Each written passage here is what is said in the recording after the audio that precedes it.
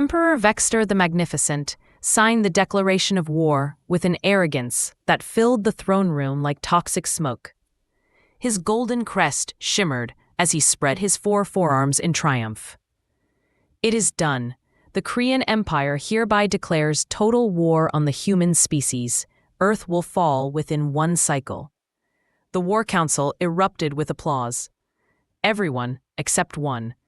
High Strategist Kelvin, the only human in the palace, gently set down his cup of steaming coffee. "Your Majesty," he said calmly, "just to confirm, you declared total war on humanity, not a dispute, not a sanctioned conflict. Total war." "That is correct," Vexter said proudly. "We have 3,000 warships. Humans have 300. It is simple mathematics. They will surrender." Kelvin exhaled slowly. "Then allow me, as the sole human representative, to respond." He stood and smiled. A smile that made several Creian generals step back. "Congratulations, Emperor. You just declared war on the deadliest species in the galaxy, and we accept." Laughter filled the chamber. But Kelvin wasn't finished. "You just made a choice that will destroy your entire empire," he said. "And before this is over, you'll wish you had listened." Vexter leaned forward, annoyed. Bold words from a species barely capable of interstellar travel. Kelvin shook his head. "Bold? No. Honest." He tapped a hologram projecting a timeline. "In 6 hours, every human fleet receives your declaration. In 12 hours, every human colony activates total war protocols. In 24 hours, our shipyards begin mass production. In 7 days, our fleet outnumbers yours." "Impossible," shouted War Master Drexel. "No species can mobilize that quickly." Kelvin looked directly at him. "No species can. But humans aren't just any species." He stepped closer, lowering his voice. "We evolved on a death world. Volcanoes, predators, extinction events. For 10,000 years, we fought wars that would shatter your civilizations." A hush fell across the chamber. "We invented industrial warfare. We perfected mass mobilization. And we wrote the rules on total war. Rules we will absolutely ignore now that you've given us an external threat." The room went cold. "You think declaring war on humanity is a strategy?" Kelvin asked. "No, it's a suicide note." Vexter's confidence faltered. "You are trying to frighten us." "No," Kelvin replied. "I am trying to warn you. But since you won't listen, I'll tell you exactly what happens next." He changed the hologram again.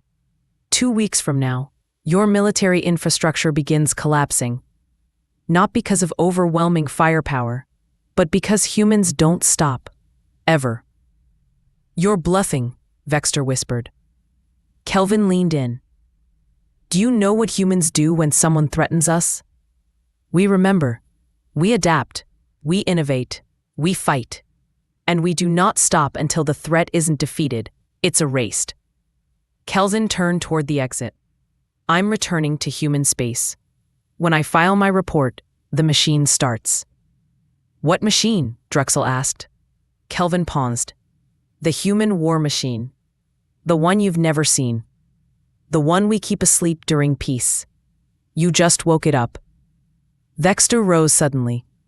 "Wait, perhaps we can negotiate." Kelvin looked back. "You had your chance. Now you get." Humans received the declaration, and everything changed. 6 hours later, every human fleet mobilized. 12 hours later, every human world shifted to war production. 24 hours later, shipyards ignited with lights brighter than stars. Factories that had been dormant for decades roared back to life. Human engineers joked it felt like opening an old toolbox. Everything still worked. Within 1 week, the human fleet tripled in size. Within 2 weeks, the first wave of human attack fleets emerged from FTL, descending upon Creian military outposts, and the galaxy watched in shock. The Creian Empire had believed itself a superpower, but they had never faced a species that turned entire planets into factories overnight. The Creians fought bravely, but human strategy was brutal, efficient, and unstoppable. One by one, Creian defenses collapsed. Human fleets bypassed strongholds, shattered supply lines, targeted shipyards, jammed communications, and crippled infrastructure. Within 1 month, Emperor Vexter sent an unconditional surrender message. Humanity replied, request denied. Vexter sent another, offering total capitulation. Denied again. Why won't you accept our surrender? He begged Kelvin. Kelvin's reply was ice.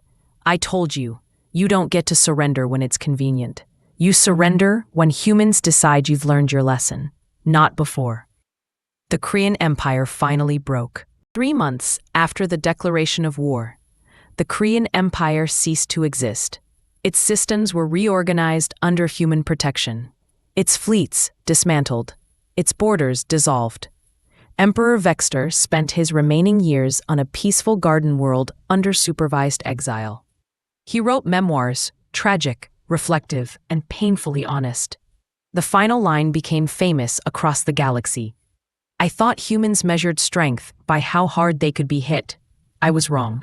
Humans measure strength by what they do after they are hit, and what they do is terrifying.